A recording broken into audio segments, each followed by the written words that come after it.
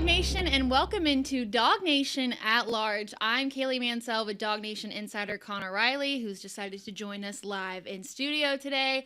And one thing about me is I love when a story comes full circle. I love a sense of poetic justice. So the fact that Kirby Smart won the SEC championship game on the 10th anniversary of his hiring, you couldn't have written up a better story. And because of that, obviously some pictures had to go on social media of Kirby's hiring and all the people that were there. And my goodness, I think it's not hard to spot that Kirby has aged a lot over the last 10 years. But when you see that picture of him getting hired on that first day, it makes you really think to yourself, he's aged in dog years. Oh, yeah. It's kind of like being president of the United States with the way that he has aged and how much gray hair. Yeah, he was 39 when this was taken. He's set to turn 50 at the end of this month. And you look at some of the media members in that picture there. A lot of them have aged in dog years comparatively. You see our friend Zach Klein there. You see Mark Weiser, Anthony Dasher. I know that I'm somewhere in this jumbled mess of people, but where exactly, I don't know. I feel like I may have been like behind Kirby potentially, but just an absolute scrum there. And we don't see that often anymore as we're all behind the podium in press conference now. Surprisingly, the one person who at least still looks the exact same in the face is Mark Weiser, but it probably took me 10 times looking at this picture to figure out Rob Say is right there next to Mark Weiser. I think he actually looks maybe younger now. Oh, definitely. Yeah. Whatever skincare routine Rob Say is on, like, credit to him. I think I see Jordan Hill right back there behind the baseball cap, but, not the group of, the reporters have aged there as well. And if I had to guess, I think that might be his daughter on the bottom right there, standing right there next to him. Oh, my goodness. Like, you see how small she is there. She's now getting ready to go off to college. So it speaks to just how far time has flown. Yeah, I mean, that definitely puts it into perspective. But you kind of already answered my question because I was going to ask what you were doing 10 years ago. I had just gotten my learner's permit, and I was about to play in my sophomore year high school basketball playoffs. That's what I was doing 10 years ago. I was a senior in college, and the ensuing semester right after this was my last semester in college. So wow. I was, Mark Richt on the way out, Kirby Smart on the way in. It all sort of lined up perfectly. I mean, since we're talking about it and we do have some time, I do want to ask, what was the mood of the room from everybody? Like, what do you remember about that moment and everybody's reaction to it? So when they made the decision to move on from Richt, it was known this was coming to an end on after that Florida game. Like, this is over. This can't work anymore. And things sort of spiraled from there. It seems forever ago. Georgia played an overtime game against Georgia Southern. I don't think we collectively were like outraged enough that had been allowed to happen and that made it seem over. They part ways with Richt the Sunday after the Georgia Tech game, and the timing of it, I think, caught some people off guard. They announced it, I think, right at noon that Sunday. But from the moment Richt had sort of been moved on from and the way that it had gone about, now that was a whole different covering the end of that, very strange. And it was always a difficult decision, I think, to move on from Mark Richt. It was always clear that Kirby Smart was going to be the guy, that they were making the move to move on from Richt, in no small part because Kirby Smart had been tied to the South Carolina job. I think he had been ready to make that leap to be a head coach. And I think maybe Kirby, to his credit, since there had maybe been some chum in the water and he moved quickly and, there was no real second candidate there. And like, if you're Kirby Smart, like, you're obviously going to take the Georgia job if offered. It's one of, in my opinion, it is the best job in college football. And so the fact that he moved as quickly as he did and the fact that he was the only real ever candidate. Like, I know some people tried to drum up support for Tom Herman. Give Greg McGarity a lot of credit. He did not mess around. He went out and got the guy, and Kirby Smart has delivered 2 national championships in the time since, potentially a third here in the next coming weeks. Yeah, so we can't see you in that picture. Still haven't been able to find you. But if we would have told that version of Connor in that room what Kirby Smart would accomplish in 10 years, would you believe it? Yeah, I think 10 years, if you told me 2 national titles, I think I could have seen it. Because I was there at the end of the Richt era, and when Jeremy Pruitt was the defensive coordinator, one of the things, and Jeremy Pruitt got a lot of things wrong, but the thing I give him credit for is he, I think, re-emphasized the importance of stockpiling players and stockpiling talent. Kirby Smart was much more organized, much more efficient, and did an even better job of that than Pruitt. And you see in those 17, 18, and 19 recruiting classes, just the way that he was able to stockpile talent. And if they had continued, college football hadn't shifted as much as it had in the last 5-6 years, you were going to continue to see those level of recruiting classes on an annual basis. Well, like you said earlier, Kirby Smart has another chance to go for a national championship here in year 10. And that's going to be the focus of our show here today on DawgNation at Large. It's the show for the new breed of Georgia Bulldog fan. This is DawgNation at Large with DawgNation insiders Connor Riley and Kaylee Mansell. Speaking of Kirby Smart, it's not going to be today, but I do think at some point in the near future we need to have a conversation about if this year and what Kirby has done with this team is his best coaching job that we've ever had. And I actually think the thing that we're going to talk about the most today could help in that argument potentially, and that's what is Georgia's X factor headed into the college football playoff. It doesn't appear that there's one thing that they are elite at compared to the other teams in the playoff. So what is it that they have that other teams fear? That's something we'll dive into.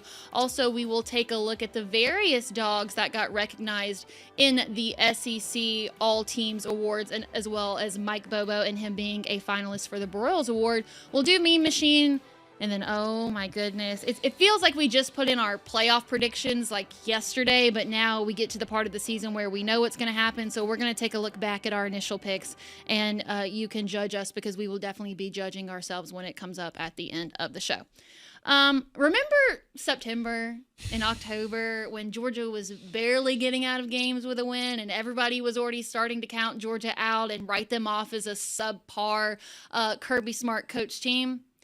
Well, how the turntables, because it has become increasingly clear that Georgia is now the team that people do not want to face in the playoffs. What a comeback story for the Dogs. It speaks to the way that this team has grown. And I think, when we talked about this team in August, you and I, we talked about how this was going to be a team that we thought got better over the course of the season because of how young they were, how many freshmen, sophomores, first, second-year players they were relying on.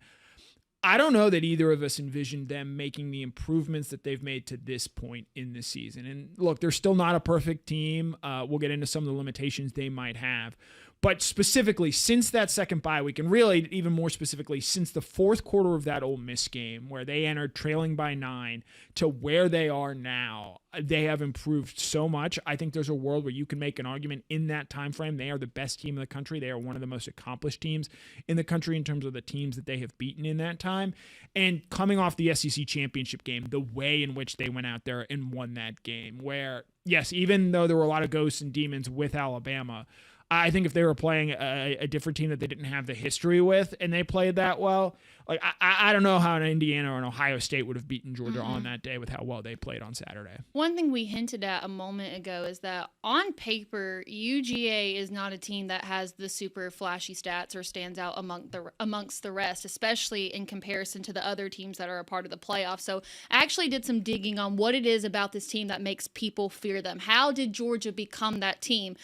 With that, we're going to take a look at some of the important stats that we tend to look at for college football teams and base them off of these things. We're going to start with the offensive side of the ball, and I want you guys to understand that these rankings that you're going to see are out of the 12 teams that will participate in the playoffs. So when it comes to Georgia specifically, 9th for scoring offense, 7 out of 12 for rushing offense, 11th, second to last for passing offense, and then when we look at long scrimmage plays, we're looking at 20 yards or more. They are 9 out of 12, but what's interesting is you've got Mike Bobo, who's now being a finalist for the Broyles Award, and most of the year has been spent talking about how dominant this Georgia offense has been. So what is the one thing that the Georgia offense has that the numbers maybe can't show you? I think the biggest thing is this offense limits mistakes, and they do a great job of making the most of their opportunities. They convert touchdowns in the red zone at a 79% clip.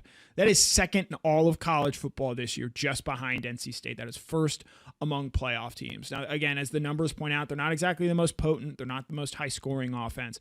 But when you give them opportunities like Alabama did this past week, they convert and they take advantage of those. And with how this defense is playing, if you're able to do that, especially early in games, like we've seen them do, they got out to a 14-3 lead against Texas. They got up 14-0 against Alabama.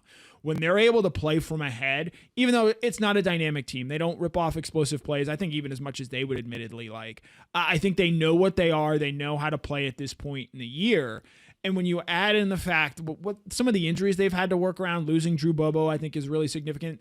I don't know how many teams would have lost their leading receiver, which Colby Young was at that point in time, and adjust the offense on the fly to which they have, where they've made it much more from a passing standpoint, centered around Zachariah Branch, and done as well as Georgia has this year. So offensively, Mike Bobo's done an excellent job of putting his skill players in positions to make impacts. And even, we talk so much about Zachariah Branch.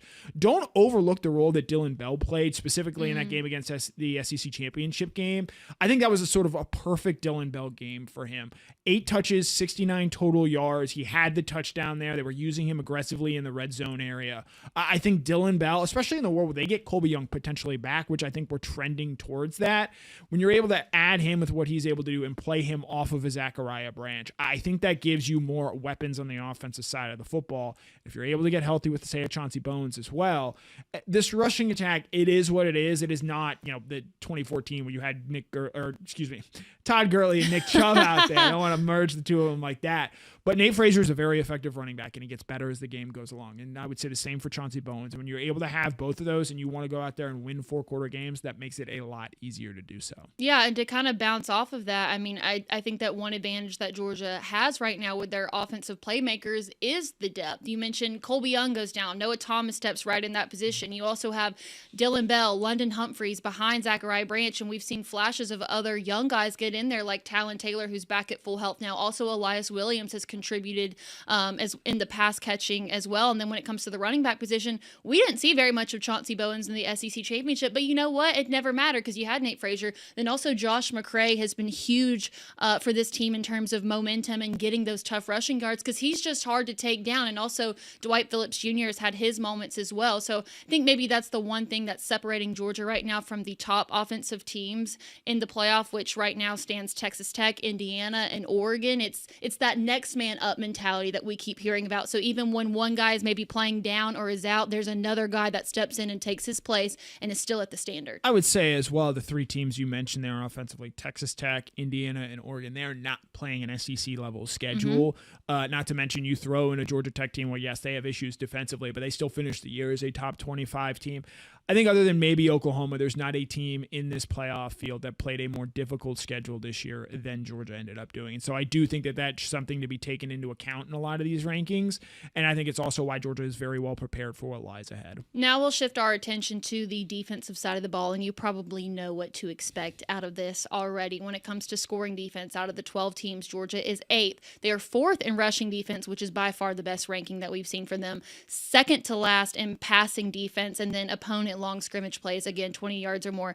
They currently stand at 5th. Now, Texas Tech and Ohio State are the only teams that finish in the top 3 of those 4 categories. But you have to understand, a lot of these statistics and numbers that we see from the Georgia defense were front-loaded from the midseason. They faced 3 of the top 5 offenses in the SEC with Tennessee, Ole Miss, as well as Alabama. So, based on the eye test alone, we can conclude that the Georgia defense has been the biggest improvement all season long, especially in my mind when it comes to the young cornerbacks. DeMello Jones, Ellis Robinson. Ellis was a clear weakness and liability in the beginning, and now he's someone that teams don't want to target anymore. No, and I think in a world where you're potentially playing Ohio State, when you've got Ellis Robinson to throw out there against either Jeremiah Smith or Carnell Tate, I think you feel as good as you possibly can. I think he played his best game of the season this past weekend against Alabama. I thought he did a very good job when he was attacked in coverage. I think that was something that Alabama thought they could exploit.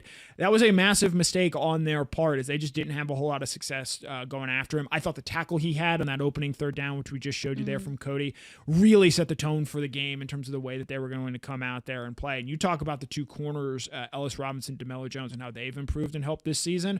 For me, and we go back to that Ole Miss game and coming out of the bye week, the 2 players, they play a similar position but have made just massive leaps, are Gabe Harris and Quintavious For Johnson. sure. They've done a better job at being disruptive in the run game in terms of creating tackles for loss, and you started to see them show up in the pass rush there as well. You saw Quintavious Johnson get a sack last week against Alabama, and I think maybe one of the more telling plays of the game where Alabama running back A.K. Deere had a bust on the play, and Ty Simpson sort of had to roll to his left to try and make something happen. He saw Quintavious Johnson stare him dead in the eyes, and he wanted, smartly I might add, no part of Quintavious Johnson. I think he individually has made leaps and bounds since that bye, and when you're able to pair him with Gabe Harris, you're just getting a lot more disruption from that front four than you were to start the season. And so when you're able to pair that with guys like Christian Miller and Xavier McLeod, who I think have done really great jobs throughout the season, being consistent in what they are, I think that makes what this Georgia defense can be all the more scary, because you saw they had a lot of teeth and a lot of punch in that game against Alabama. And I still think that Alabama offense is pretty talented and capable of what they're doing. I think a lot of the injuries in that game impacted them on the defensive side of the ball in terms of who they were. So for the Georgia defense to go out there and play as well as they did, a massive improvement from where they were to start this season to where they were, even that first Alabama game to that SEC championship game. That's a unit where it's not going to surprise me in the slightest. And I know Ohio State has a great defense. I know Texas Tech has a great defense. It's not going to surprise me in the slightest if we're talking about this Georgia defense at the end of the season as the best unit in college football. And kind of on that same note as a Quintavious Johnson, I think about guys like Chris Cole, Zayden Walker, and even now the emergence of Rayshawn Dinkins. The young guys aren't young anymore. And there was something that Kirby Smart kept talking about in the summer, which was this idea of youthful exuberance and the energy that they brought. And I think looking back at some of those earlier Georgia games, there just wasn't that much aggression. And I feel like these young guys bring that to the team. We're seeing a more aggressive defense. And in turn, you're getting that energy back from the team as well. It's just exciting to watch. And you can tell that the defense, when it comes to those plays of momentum, they build off of that. And I give a lot of credit to the young guys that have had to come off this bench for the way that we've seen the Georgia defense emerge and just be more exciting to watch as a whole. These dogs are hungry, these young pups. Yes. And Rayshawn Dinkins, I thought, played outstanding in the spot that he was thrust into. I think they tried to target him once in an early third down. That was a mistake from Alabama. Zayden Walker only played 6 snaps. Go watch the play where he had the sack in the fourth quarter there. And that's terrifying to have a linebacker like that is able to read and react like he is. Simpson thought he was going to rip off a big run, and Zayden Walker just erased any potential there. So I think the fact that these guys are now going to get bowl practices, more reps, more opportunities to improve and focus on themselves before shifting to either Ole Miss or Tulane, I think is only going to give them more answers on the defensive side of the ball. And given, yes, they're going to have to face a great Ole Miss offense potentially, a really good offense with Miami, Texas A&M, or Ohio State on their side of the bracket, they have a lot of guys that can make life very, very difficult for those opposing offenses. So this next category, we're going to call this miscellaneous stats. It's going to start with sacks, which I'm sure you guessed it. They are last out of all the teams in the college football playoff, 7th out of 12th in sacks allowed, turnover margin, they're 8th. Time of possession, they're 2nd, only behind Indiana. We'll circle back around to time of possession, but I want to focus on the sacks. I mean, 12 of Georgia's 20 sacks this year have come from after the Florida game. The majority of them we've seen since then. Georgia's not a team that's a sack machine, but it's very clear now that the pressure is there, because I think back to that first Alabama game where it looked like nobody was getting in the face of Ty Simpson. And then you talk about that moment with Quintavious Johnson where Ty Simpson's looking him in the eyes and he thinks to himself, nope, not worth it. So just eye test alone, the pressure is increasingly more there every single time. Those stats that you just showed there, I think, are a testament to the level of complementary football that Georgia has played down the stretch, where time of possession, yeah, they're not an explosive offense, but they're able to get up early, they're able to bleed clock, they're able to force you to play from behind. That's why I think you've seen the sacks have the tick up in recent weeks that you've seen them do, the way that they're able to play football and the way they are able to stress you and force you to try and play catch up and play from behind. Because, for years, this Georgia defense, especially under Glenn Schumann, it's not as aggressive as I think it has been under Dan Lanning. They don't blitz necessarily as much per se, and that was something I think they had to get a little bit more comfortable with over the course of this season. But now you sort of see when they're able to play complementary football, when the offense is able to start quickly and they're able to get, 14, 17 points on the board in the first half. Even that game against Georgia Tech, where the offense wasn't great, but they still had 13 points at halftime. And I think that allowed Georgia to dictate how that game was going to be played. And so when you're able to play complementary football like that, where you're able to run the football, get out to an early lead, and then in the second half, protect your defense, bleed clock, I think that makes life much, much easier on you. And it's an easier way and an easier path to victory there in that regard. So yes, some of those stats aren't where you'd want them to be, but I think with how they've played of late and how this offense and defense help each other out is a big reason why this team has made the improvements that they have. Yeah, I think one of those stats where the number that you see doesn't reflect kind of what we've seen with our own eyes is the turnover margin. Georgia's 8 out of 12. Now, Georgia hasn't finished having a negative turnover differential since the Florida game. Now, granted, we have seen Gunnar Stockton throw more interceptions, but we're also seeing Georgia create more turnovers as well. And I feel like some of the turnovers that Georgia was able to get earlier in the season, they just weren't able to capitalize on them. They would get an interception, they would recover a fumble, and then they would go 3 and out. But now that hasn't been the case. Every time Georgia gets the chance to steal a possession, they make it count. And I think that's a really big difference with the team that we see now versus the team that we saw earlier this year. Biggest thing you saw in that game against Alabama, they get the blocked punt. They turn that into a short field touchdown. Dalen Everett gets the interception. They only have to go 57 yards after the penalty. They turn that into a touchdown, and they're up 14-0. They took advantage of Alabama's mistakes. And again, Georgia's not going to force a ton of mistakes. They're not going to force a ton of turnovers. They've never been a defense that was reliant on turnovers, in part because that sort of ebbs year to year. And if you want to play that way, there are going to be years where you're just not able to force turnovers. And that makes it very difficult, I think, for your defense to have consistent success, which Georgia has. And so when they're able to create those turnovers, even though they don't come in bunches, and even though they haven't forced as many fumbles, I think one of the more jarring things that we saw pregame were the stats. Alabama's defense this year had forced 15 fumbles. Georgia's had only forced 4.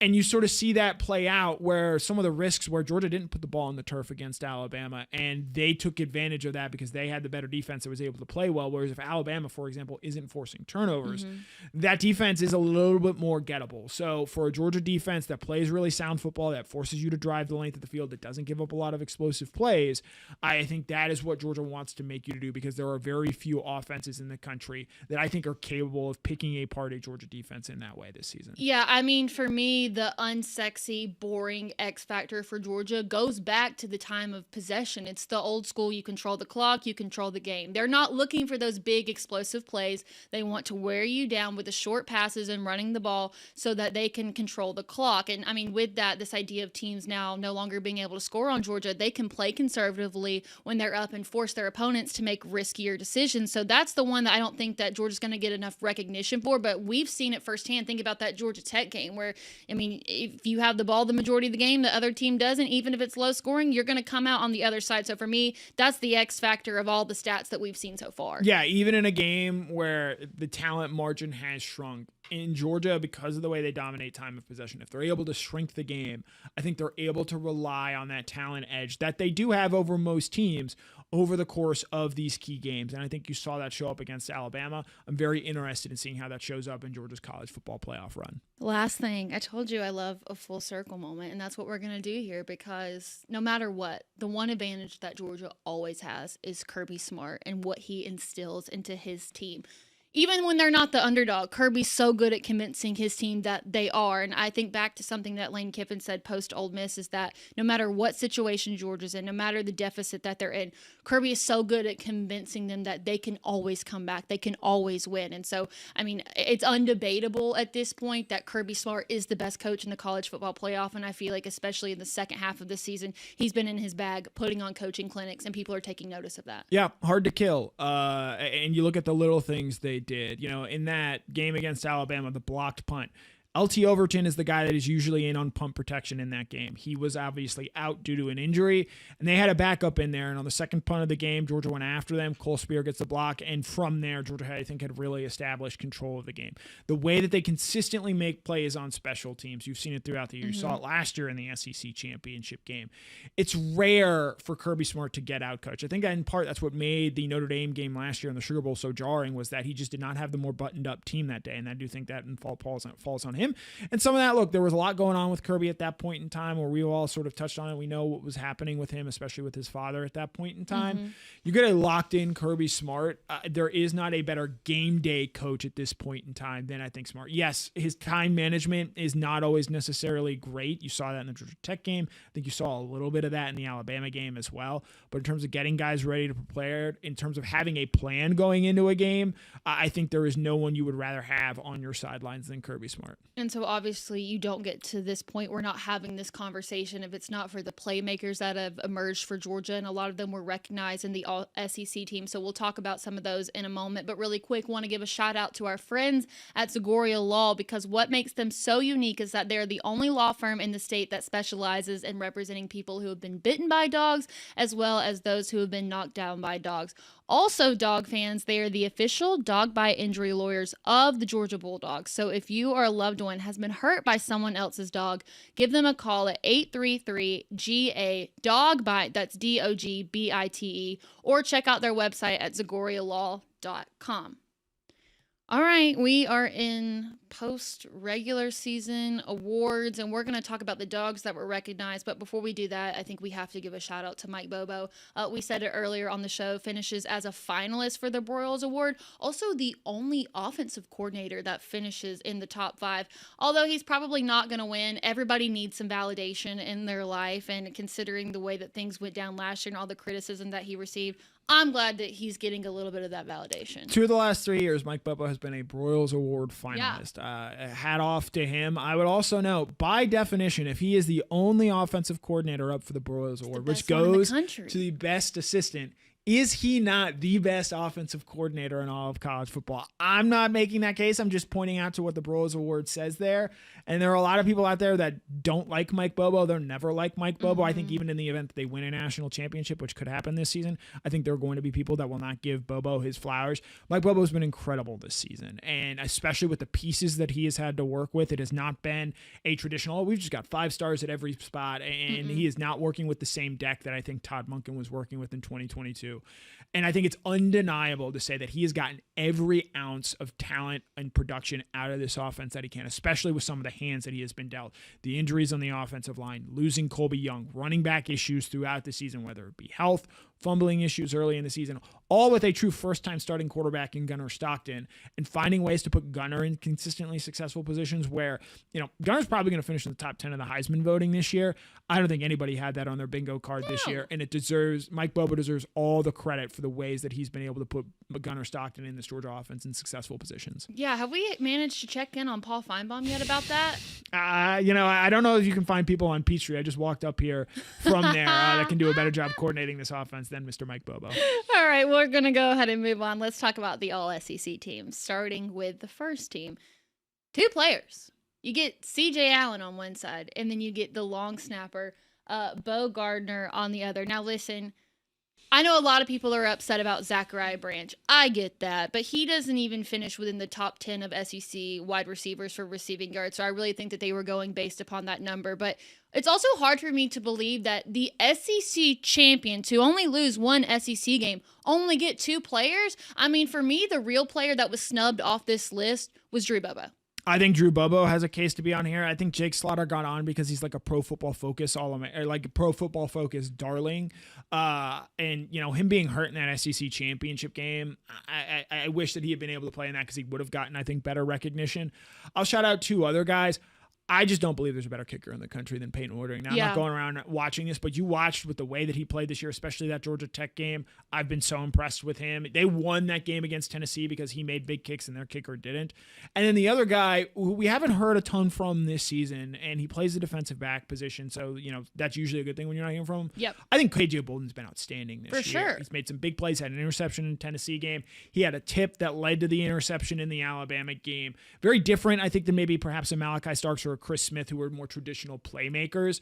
He is just a true eraser and has really, I think, done a great job this season. So for him not to make first team, because I guess he just doesn't have a lot of interceptions and doesn't make a lot of the wow plays, I think he's been outstanding as a safety this season. Has been a lot to this Georgia team. Yeah, so I remember when I first saw the first team come out, and the first player that I recognized that wasn't on there was somebody that you brought up, and that's Peyton Woodring. I think that Peyton Woodring almost got put in an impossible situation because the guy that got it for Oklahoma, I think he kicked like 8 or 9 more field goals than Peyton Woodring had the opportunity to do because Oklahoma couldn't get to the end zone. They had to kick field goals. So I really think that was one of those things that they were more so looking at the quantity as opposed to the quality because, yes, Peyton Woodring has been so consistent, but he's also kicking from ranges that other SEC kickers can't. But I think he just couldn't they couldn't put him into that role because the Oklahoma kicker had kicked a lot more than Peyton Woodring had. Right. We mentioned how great Woodring has been this season. And when you add in the fact that Georgia scores touchdowns on nearly 80% of the red zone drives, he's just leaving a lot of points in the field. I think the other thing that unfortunately worked against Peyton Woodring,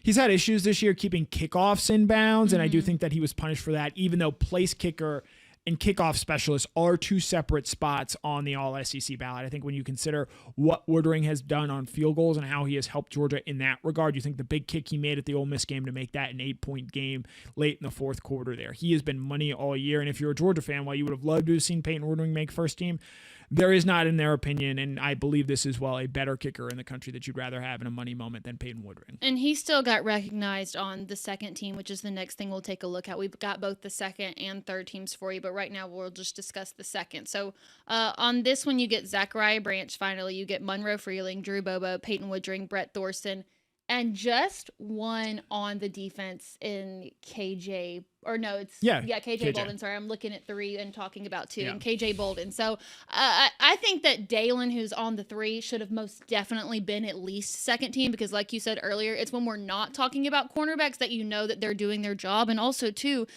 nobody wants to target Dalen because they've seen what he can do. He's one of those people that capitalizes off the turnovers and interceptions. We saw it in the SEC championship last year.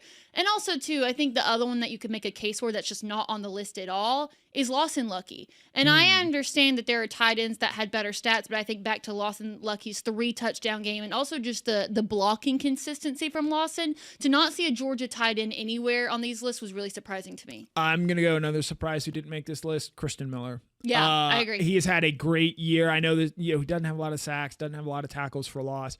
Georgia, I believe, is 4th in the country in rush defense this year. It's a dramatic improvement from where they were last year in the 30s.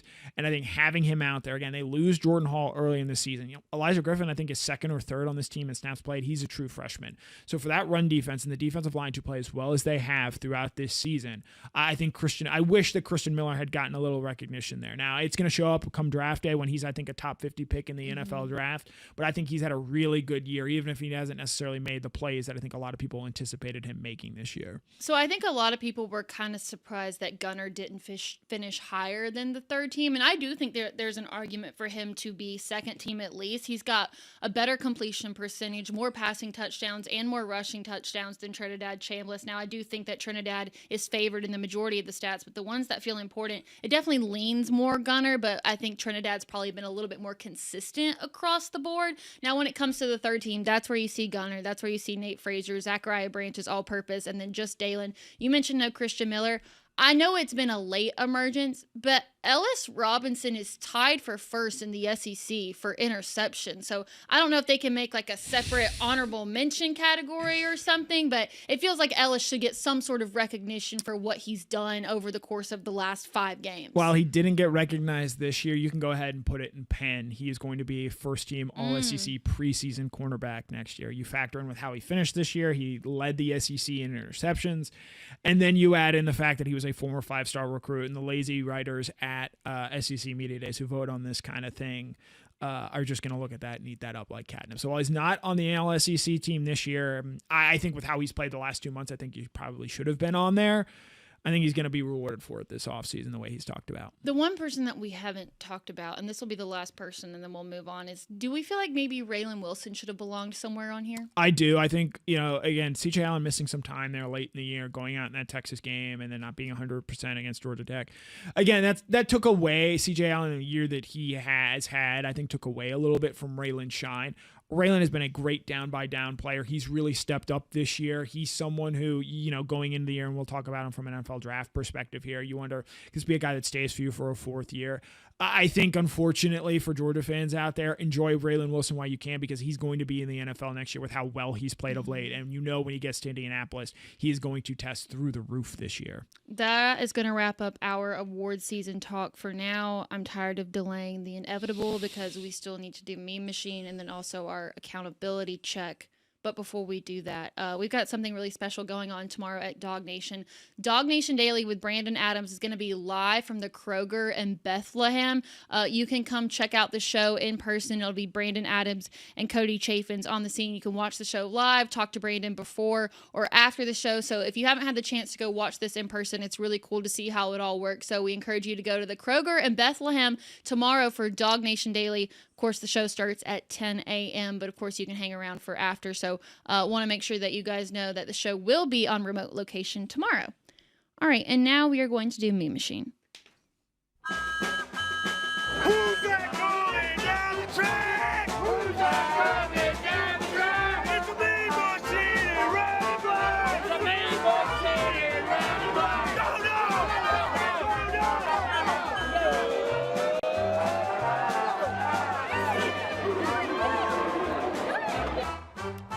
What's up, y'all? What's going Howdy, on? Cody. So, can I do something off the top? You can. Sure. You guys did the picture off the top of the show of this scrum. So I was off this day. Mm-hmm. So I was working at Fox 5 at the time. But I can tell you that's my my good friend Ken Rodriguez standing right here in the front. He would kill us if we put it. He's not happy we put this picture up. As a man who shot a lot of video for that man, he does not prefer that angle. So I wonder why. I did a lot of the Rick stuff leading up to. I was out in Yeah. front of Buttsmear as that was all going down, but I was not there the day Kirby did that. But I'm just going to say, shame on tisk on you guys. Ken Rodriguez, don't blame that on me. Okay. Before we get into our memes, I do just want to say today could have been an all-time day. But, there are some things that feel like they just cannot be talked about or touched at the moment because we have hearts. And Some people will talk about it. Are you planning on talking about it? All right, here we go. Okay, I'll go first. I think this is the second week in a row that I have an office meme. They just seem to be coming along a lot with everything that's going on in college football. So, of course, this is Notre Dame saying that they are not going to play in a bowl game this year. We could have done a whole show about that.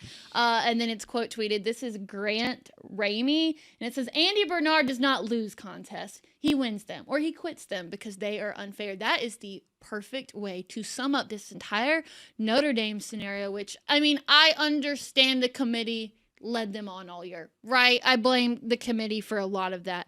But opting out of a bowl game, not just any bowl game, the People's National Championship, I believe that they should have a one-year postseason ban. And whatever this stuff is moving forward about if they finish in a certain area, they're going to make it to the college football playoffs. Like, are you kidding me? They just slapped you on the face and you're going to kiss them on the cheek? It's unbelievably soft by Notre Dame the way they've handled themselves this week. I 100% think that there were Notre Dame people and there were Notre Dame fans who were telling Miami people who were ranked behind them, hey, go enjoy the Pop-Tarts Bowl these past couple weeks. And that's 100% why they declined the right to play in that game. I think it's bad for them. I think you look at the way Florida State handled the getting left out of the playoff a few years ago, and I think Notre Dame is very similar to that. I think that's a very bad idea. I'd also just like to point out, I don't know if it was photoshopped or that was the actual colors of the tie he was wearing in the show. Andy Bernard is wearing a Notre Dame tie right there, and just the fact that that's the colors, and the fact that Notre Dame right now is giving off the worst Andy Bernard vibes in the worst possible ways, I think makes it all the more perfect. like season 3 pre-anger management Andy Bernard, absolutely. Punched through a wall. Yeah. All right, Cody. All right, so there's a lot of great traditions around college football. When you think about fourth quarter traditions, you think about Georgia and the Krypton fanfare. Wisconsin will do jump around, and that's crazy. Won't back down in Florida. What do they do at Michigan?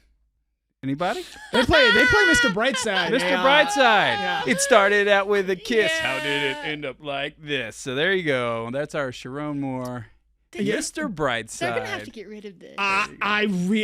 Look, when you hear as a white male, when you hear Mr. Brightside at a wedding, like you are so pumped and so amped. So like I get where Michigan does that.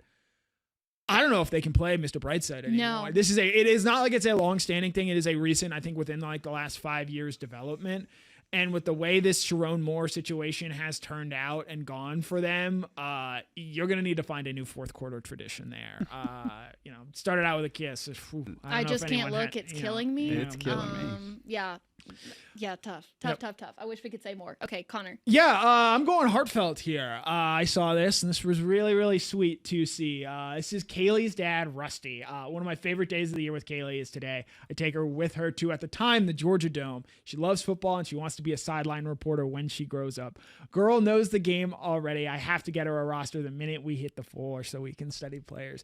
That was 14 years ago. That's a long time ago. I thought this was really sweet by your dad sharing this, and it's been really cool to see, that sort of marked and time logged, and to see you grow into who you've become. I think that's really, really cool. So I was really glad your dad shared that. Yeah, this is one of the only times that I'm thankful that Facebook exists, so those memories can come back. But it's kind of crazy because I remember the game specifically that I went to. It was Grayson when they had Robert Kimdichie and Walton, and I remember what got me so invested in this, and this is like some serious internet lore. Yeah. That was when Grayson and Brookwood had played in the semifinals, and they both released their Brookwood, diss tracks. Brookwood, where are you at? And I remember watching those videos, and I think that maybe was the first time that I realized like how invested people can be in high school sports, and like the rivalries and the way that it made me feel as a 10-year-old. That was a canon event that I think changed the course of my life. And so I was invested in that rivalry alone. So when Grayson beat Brookwood, I was like, I want to go. Mm-hmm. And so my dad was kind enough to bring me with him. But I remember just almost everything about that day, and it is cool that there is an internet trail of it. But yeah, no, he loves to bring those out at like 10 o'clock in the morning when I'm like, I cannot cry right now, I have to go to work. So definitely was not expecting that, but I'm glad that you are being genuine about it, because I initially thought you were going to roast me. Couple of things on that 2011 Brookwood Walton game. So Grayson Walton. 2011 was my senior year of high school football. Wow. So it just speaks to how long ago that was. 2, and I will argue to the death of this. In the last 15 years, there have been a lot of great ones. There is not a more dominant high school football player than Robert Kimdichie. I would take him over Trevor Lawrence. I would take him over Deshaun Watson. As someone who was playing on the offensive line and there was a time where I potentially could have blocked him as a junior if the playoff bracket had broken a certain way, and I'm very thankful I did not. There has not, when he was at his apex, and he went on to be a first-round draft pick, had a good career at Ole Miss. I thought this guy was going to be like Myles Garrett, even better. I will argue tooth and nail that there is not a more dominant player in his apex than Robert Kimdichie was. I think he had something like 20 rushing touchdowns as well, in addition to being just a monster defensive end. And until he gets into the Georgia High School Football Hall of Fame, I will not recognize it as a legitimate college football high school. Might Hall have of to Fame. plant a seed or two. I love when a defensive dominant high school player gets the ball on offense, and they do that so much now. You'll see them just hike a guy a ball and just let him go. It's so much fun to watch those guys, because you can just see how athletic they are. And then they all feel like when they get to Georgia, anytime they scoop and score, they should get a fumble. They should score every time, because they all have these great memories. Cody, could you make a case against Connor's point right there? Can you think of any player that maybe was that dominant in that period of time? That one of the great players, Eric Berry, was really good high school. A little bit player before in the state of Kimdichie, Georgia. but yeah. He's not the size; it's a different comparison. Yeah. But he played quarterback and of course played safety. But Eric another Berry one was I do want to those shout out. I actually played with him in middle school. He's a year younger than I am. In terms of single season, Alvin Kamara's 2013 season at Norcross, nasty. And he had a big play in that state title game that year, I think against Lovejoy. Alvin Kamara also on my short list of just dominant high school players. Yeah, I think for me, just during my time in high school, it was very much Trevor Lawrence. Yeah. We were the same grade. We grew up 2 streets apart, so I always kind of kept up with him. So, okay, it is time to face the music, to face our demons. This is a very long-awaited, highly anticipated accountability check.